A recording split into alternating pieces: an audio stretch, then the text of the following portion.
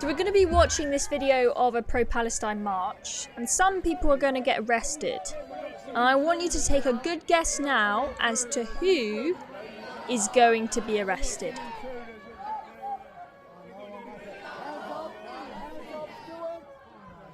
Any guesses? Here come the police.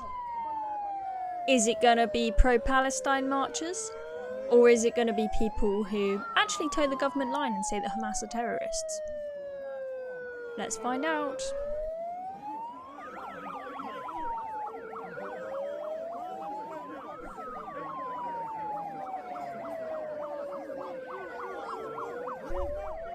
So here come the police. Who are they going to take away? Oh, what a surprise.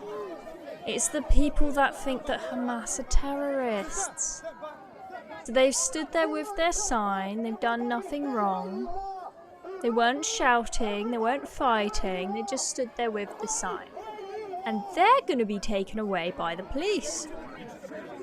Now this clip is a little bit longer than your typical 30-second Twitter video, but I'm showing you the whole thing so that you know the context, right? Often you just see the arrest bit and you don't know if it's the case, if these people were getting in a fight and were getting too shouty and were misbehaving beforehand. These guys just stood there with their sign, and that is a crime apparently, according to the Met Police.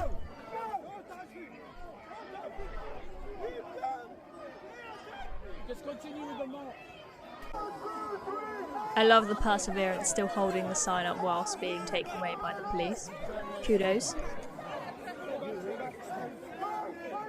So here we are, guys on the ground, being arrested. All the pro-Palestine marchers free to go. Wouldn't be surprised if there are anti-Semitic chants in that march and there are some anti-Semitic signs, but that's fine by the Met Police, as long as you don't think that Hamas are terrorists.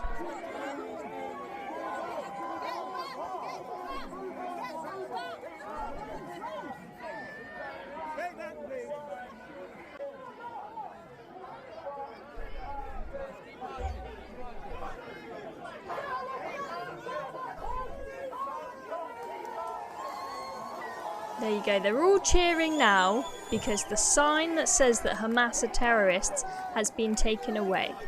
So before you all tell me that none of the people on pro-Palestine marches support terrorism and support Hamas, they're all just there to fight against civilian deaths and we're all united in the fact that Hamas are evil. Just remember that. Just remember that that crowd, they all cheered when the Hamas as terrorist sign was taken away. Food for thought. So here we are, handcuffed on the ground.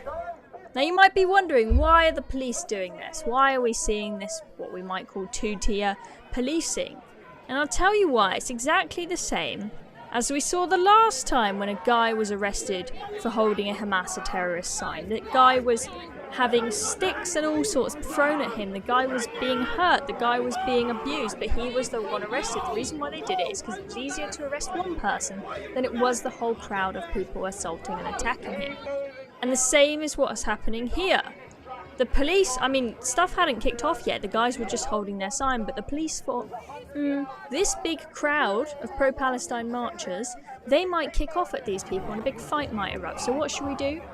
We'll arrest the two guys holding the sign, even though they're doing nothing wrong, because it's easier to arrest two people than it is a big crowd of people. That's what they are thinking. Now, I'm sure they'll use the fact that this guy is clearly not happy about being arrested. He's been shouting at the police as he's being arrested. He's not happy. They will use that as an excuse for the force that they used against him. Now, I understand that the police, sometimes they have to get more men in when they're trying to arrest someone and someone is putting up resistance and they're putting up a fight. However, there is no excuse for them arresting this guy in the first place. As I say, it's just because of expediency. Maybe it's also a little bit about bias and about them being, the police force generally being more pro-Palestine than pro-Israel. Fine, maybe that's the case. But I think the main thing here is they do what is easy. So they arrested the guy that was being attacked, sticks and all sorts being thrown at him for holding a Hamas a terrorist sign at another protest. They told a guy that he might be arrested if he tries to cross the road at a pro-Palestine march whilst looking visibly Jewish, right? Now, I would say this is very anti-Semitic to tell a Jew you might arrest him for looking Jewish and crossing the street. But the police thought, well, if this guy tries to cross the street, all of the anti-Semites in this march might start a big fight, and it's going to be really hard to control all of them, and it's going to be really hard to arrest all of them that are involved when there's a big mob of them, so we'll just arrest the Jew, right? And there was another case in Scotland at a pro-Palestine march there, where a guy filmed it, luckily, so we could all see the ridiculousness of it for what it was. The police telling him to remove the Star of David that he was wearing on his necklace because it might antagonize the crowd. They asked him to remove it. They said, and it was because of manpower. And it was because about what's easy. They said, look, if these guys here, if they kick off at you and they start off a fight, we've only got a few guys here, so we won't have the manpower to stop it. So they're telling someone to hide the fact that they're a Jew because they can't be bothered to deal with the anti-Semites doing anti-Semitic things and attacking Jews, right?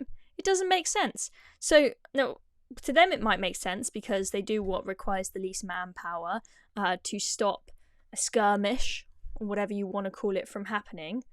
But you've also got to think about what is the law and what is right, okay? It is not right to arrest the people that are protesting peacefully or counter-protesting peacefully, holding a sign saying Hamas are terrorists, which is the government line. That's not some kind of crazy phrase that's illegal and is censored. No, it's a perfectly reasonable thing to say. They're just going for what's easy. It is not reasonable, nor is it, I'd say, morally right in the slightest to threaten to arrest someone for looking visibly Jewish just because it's easy for the police force. It's easier for them to deal with one person rather than a whole crowd, okay? I mean, the police might claim they haven't got enough manpower, but I mean, they have spent so much money, tens of millions, I think probably hundreds of millions at this point, of money on policing these pro-Palestine marches that go on every single Saturday. That's just in London. It's costing an insane amount of money. Across the whole country, I mean, God knows what the figure is, right? Every single Saturday, they're going on, they're spending so much money on these, right? They've got the time to go down. And I went down to one of the pro-Palestine marches. I went on when it was Remembrance Day. I went to see what was kicking off afterwards.